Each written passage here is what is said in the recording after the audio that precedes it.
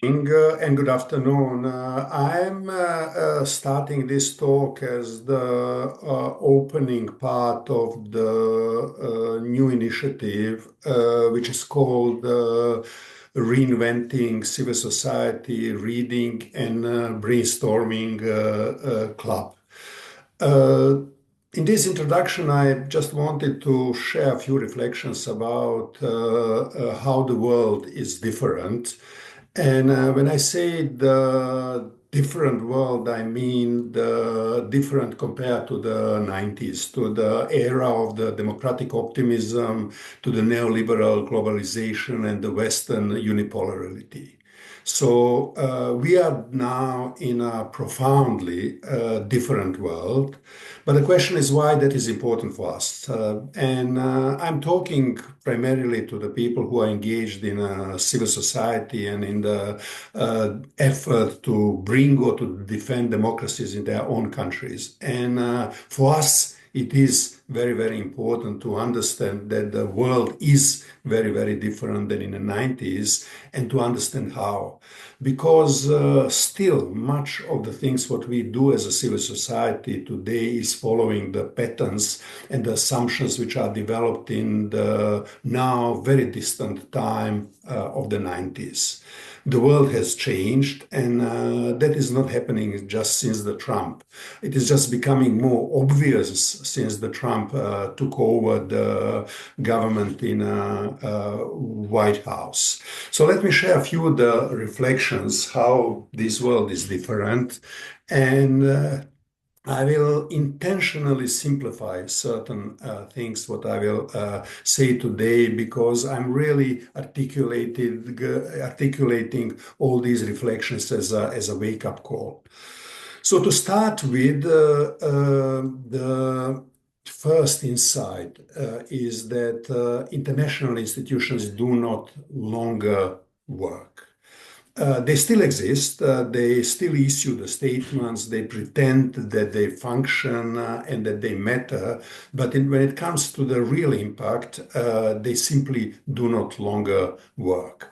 And they are nowadays either self-serving bureaucracies who are in a certain way operating for their own sake, or much more often they are captured in geopolitical rivalries between the key powers. And I'm talking about institutions like the UN Security Council, the UN Human Rights Council, the OSCE, the ICC, and the others.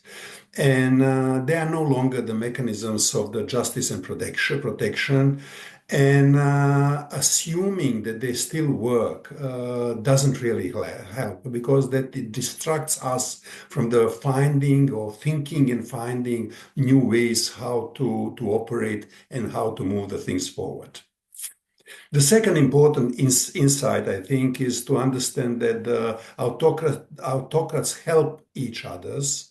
And when one of the autocracy is in a crisis because of the pressure of their own people, the other autocratic regimes are quick to come and to provide the support and to help authoritarian regimes in a crisis to survive.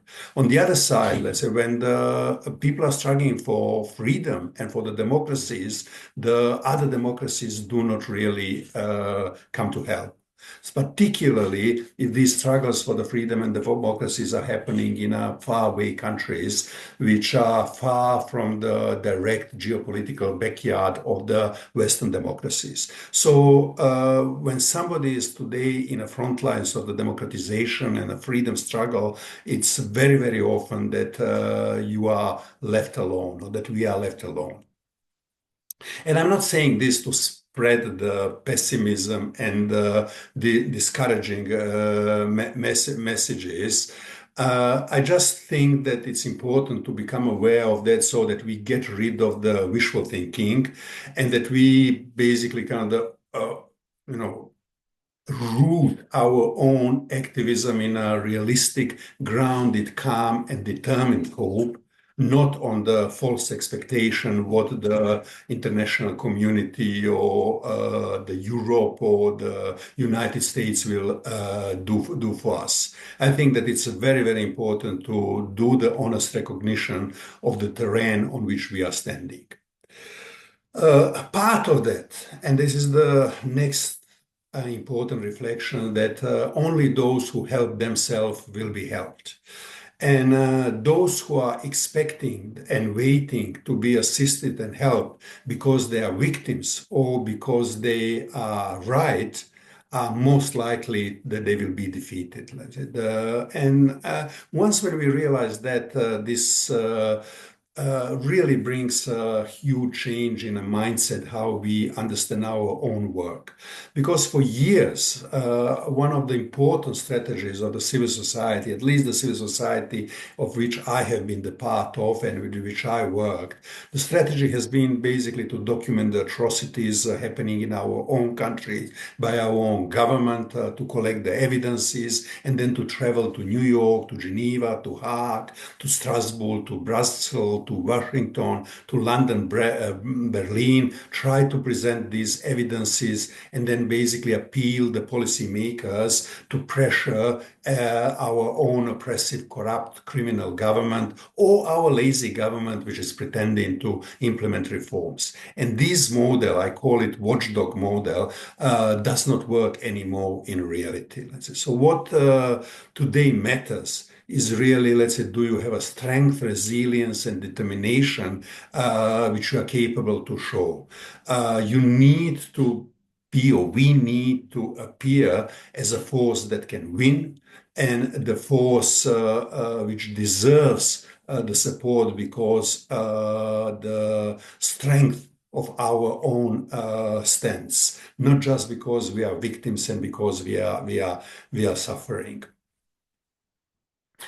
Another important warning inside is that most of the inspiring protest movements in the last 10 years have ended in a failure. And even when we look into the really very massive, creative, nonviolent, well-organized civic mobilizations, and then we look how they ended, ultimately most of them have failed to achieve their goals. So I do think that now it's really before we launch yet another way of the mass protests, that it's a good to do a little bit reflection and to learn from these failures which already happened. Let's say that there are valuable and painful lessons about timing, about power, about endurance, leadership, and adaptability.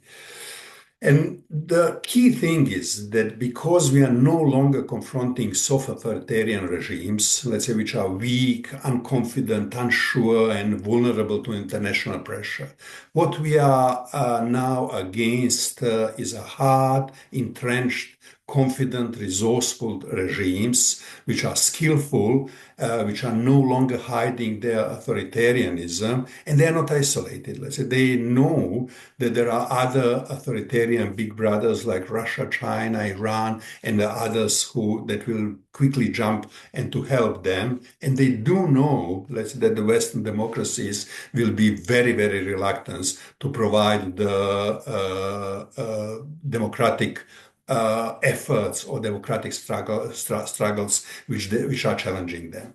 So in order to win, we really need to prepare ourselves from the long, difficult, historic struggles, which in order to understand their character, it's much more useful to look into the long walk to freedom in South Africa, in the Solidarność struggle in Poland, or if you want, in a post-Second World War neo-colonial liberation movement, and not only to look into the protest movements and civic activism which has been formed since the 90s, which have been much more optimistic, much more favorable time for the civic activism and for the nonviolent civic protests. Next, inside, there is already widespread recognition of that, but it's good to remind it that the technology is not anymore the liberating force that it was promised to be. The technology is less and less tool of the empowerment, democratization, and connection, and today it is increasingly force of the control, surveillance, manipulation, really a tool of the new Orwellianism.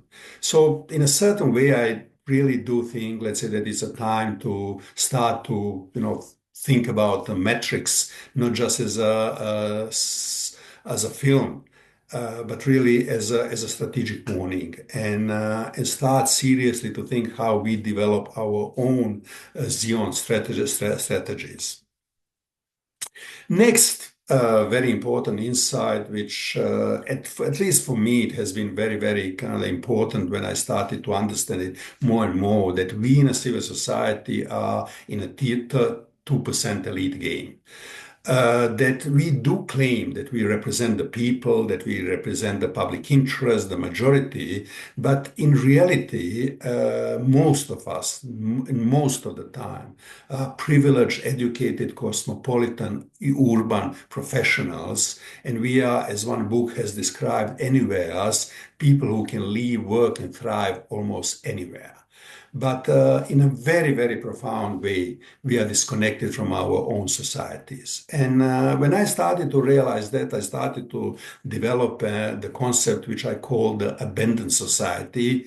And this term I'm using to describe the large part of the population in our societies which is left behind the globalization, which is skillfully manipulated by the power holder elites today, and which is largely overlooked by the most of the civil society, which we are part of.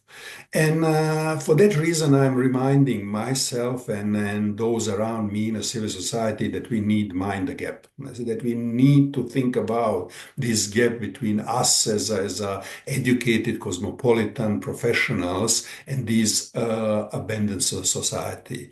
And even more importantly, we need to understand that the right-wing populists, authoritarian leaders, and the dark political marketing are now far more effective in mobilizing these abandoned majorities and playing their fears, their angers, their frustrations. And this, realizing all these things, I have been very much inspired by the book, which is called The Road to Somewheres, and to understand this difference between the anywheres and somewheres. And this difference basically brings the understanding that individualistic, aspirational worldview, which we take for the granted, is resonating mostly with the educated, relatively secure, adaptable middle class. But the somewheres, the people who are rooted in the local identities, who are often economically and socially endangered, have a very different mindset. They have a different value system, and they have a different sets of the instincts and different concerns.